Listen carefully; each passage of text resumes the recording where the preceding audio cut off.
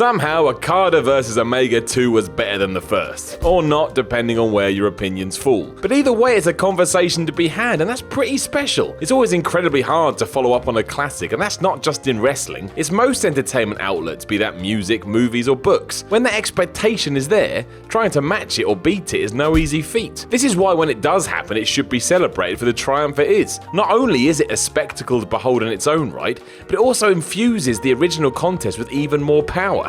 Now the whole thing becomes a glorious coming together of excellence, whatever that means. I'm Simon from WhatCulture, and this is 10 wrestling sequels that were even better than the originals. Number 10, John Cena vs CM Punk. This is rarely talked about, probably because it happened on a random Raw on February 23rd, 2013. But this brawl between Cena and Punk was arguably better than their infamous war at Money in the Bank 2011. That's not to say that wasn't a classic, because it absolutely was. But the atmosphere as the two went toe-to-toe to see who would take on The Rock in the main event of WrestleMania 29 was equally as crazy here. While the results seemed obvious, both men clearly realised they had to do something a bit different, and they absolutely did. They kicked out of finishers, Punk incredibly hit a pile driver on Cena, a move that was most definitely banned, and the 20-minute collision ended when Cena busted out a Hurricane Rana of all things before hitting the AA for the win. It sucked that Punk wasn't going to headline the biggest show of the year, but once again he and Cena proved they were actually among the best in the world.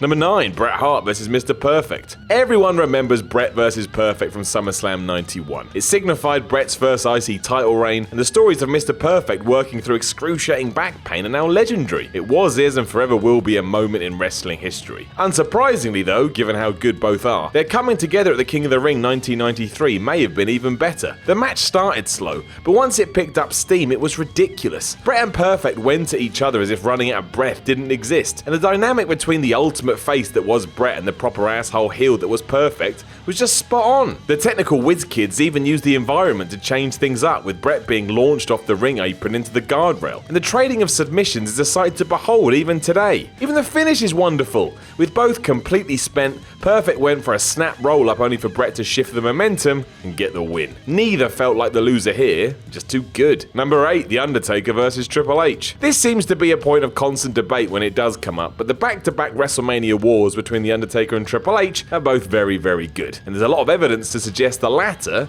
was even better than the former. In a way, the ending of a 4-year storyline, given the Shawn Michaels bouts before this and the connection all three men had with each other, their rematch at Mania 28 had all the bells and whistles, including HBK as a special referee. The goal? Simple. End Taker's streak. This was always going to be tough to pull off from a fan standpoint, as no one ever truly believed back then that the dead man would be defeated. But that's where the genius here lies. On more than one occasion it seemed like Triple H was going to be the guy to bring it to a close, and the super kick pedigree combo that almost achieved that is as awesome today as it was back then. The two veterans kicked the absolute crap out of each other too, which certainly added to the drama, and when Taker finally hit the tombstone for the win, it was like being blasted by a brick, it was so intense. Given the ending too, with all three Attitude Era stars leaving together, there was a sense of closure here as well, which is something the original didn't have. It was awesome. Number 7, The Rock vs Steve Austin. In short, The Rock and Steve Austin didn't have bad matches. They were the ultimate foe for one another, and any time they had a pay-per-view main event, the world was interested. WWE may never be as lucky to have two guys of this caliber at the same time again. Their WrestleMania 15 brawl was incredible, and then WrestleMania 19 was special as it was their last hurrah, but it would always be WrestleMania 17's face-off that sits at the top of the tree. Headlining one of the biggest shows in WWE history, and for the title, it remains one of the finest matches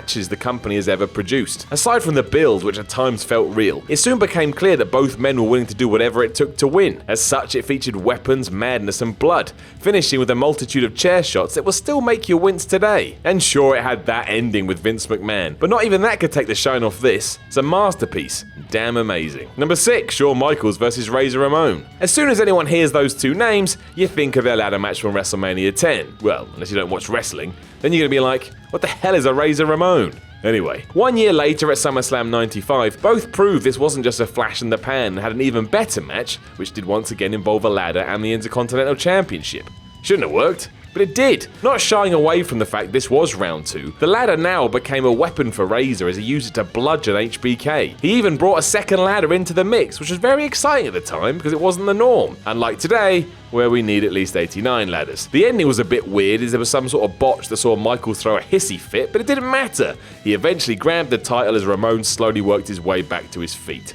This was magic. Number 5, The Revival vs DIY. Going down NXT TakeOver Toronto, we all knew this would be good given what had happened at NXT TakeOver Brooklyn, but I don't think anyone was ready for this. Involving a 2 out of 3 falls stipulation to separate it from what did come before, the contest naturally went to a fall apiece, leaving it in DIY's hands to try and figure out how to topple the World Tag Team Champions. What followed was ludicrous. A run of dramatic near falls that made you think what you were watching was legit. Gargano was even presented as having a bad leg, which the Revival honed in on almost instantly. And then, in one of the most memorable closes in recent history, Gargano trapped Scott Dawson in a crossface while Ciampa locked on his own hold to dash Wilder. The heels tapped out at the same time, leaving the very much beloved babyfaces to shine. There were tears all round. Number 4, John Cena vs Brock Lesnar. While you could say this isn't a fair comparison given the gap between the two matches, Lesnar and Cena did go at it at April 2003's Backlash. Touted as the future of the company, that was kinda true. Cena would go on to mega success, while Brock left not enjoying the lifestyle that came along with being a pro wrestler. From what I hear though, he still did alright for himself. The match was fine and all, but when the Beast returned to the WWE in 2012 and challenged Cena to a fight at Extreme Rules, well, that was something else entirely. With some proper stiff shots from the opening bell, Brock looked like a monster reborn, and his assault on Cena was akin to an actual mauling. This is why it was so stupid that Cena won the thing when all was said and done. But that didn't take away from the spectacle here. It was beyond brutal, but because of that, it was also exceptionally compelling. Number 3, Shawn Michaels vs Diesel. When Michaels and Diesel clashed at WrestleMania 11, a lot went wrong.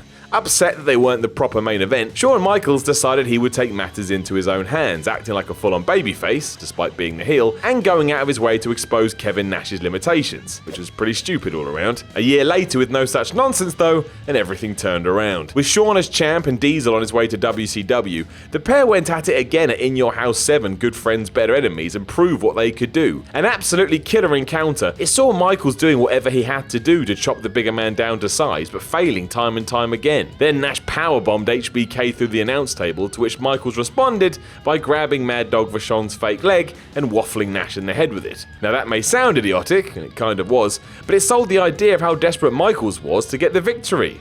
And it worked. Number 2, Bret Hart vs Steve Austin. Yet another wrestler that Stone Cold Steve Austin simply couldn't have bad matches with. The Bret Austin series are all classics, going at it for most of 1996 and 1997. The highlight of these did come during their Survivor Series rematch at WrestleMania 13 in what many people see as one of the best encounters ever. Fought in front of a ferocious Chicago crowd who was well up for an all-out melee, that's exactly what they got, with Austin and Bret trading blows back and forth like their lives depended on it. If you ever want to believe pro wrestling is real, it's not a bad place to start. It also set the stage for the now legendary double turn, which remains some of the finest storytelling in potentially forever. As blood dripped down Austin's forehead, Bret refused to let go, causing the rattlesnake to pass out in pain. Even then, the hitman wouldn't break the hold, signaling that he was now the bad guy and the courageous Austin was our new hero. It worked like a charm, and the rest, as they say, is history. Number 1, Okada vs Omega. Much as we outlined at the start of this video, the rematch between Okada and Omega at 2017's Dominion show was just out of this world. No matter what your opinion on the first one, it's hard to say this wasn't amazing in its own right. And the fact both men were able to go to an hour draw and yet make the whole thing incredibly dramatic, emotional, and exhausting is just a testament to how good they both are. It seemed impossible, especially after the Wrestling Observer's Dave Meltzer had awarded the first encounter with a very rare 6-star rating. But even this was topped as the sequel resulted in a 6.25-star rating.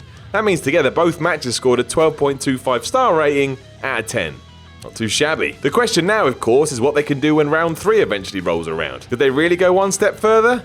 Seems silly to assume otherwise. Weast your pie holes, you dirty, sweaty marks. You think you're a smart mark, do you? A smart is it? Then answer me this simple wrestling question.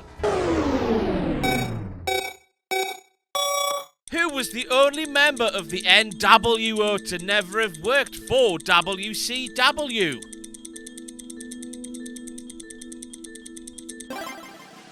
No, you're wrong again, because you're a sweaty mark. It was Shawn Michaels. Improve your knowledge and test your bastard self with the new WhatCulture Wrestling Trivia game, available now at shop.whatculture.com. Sweaty Mark.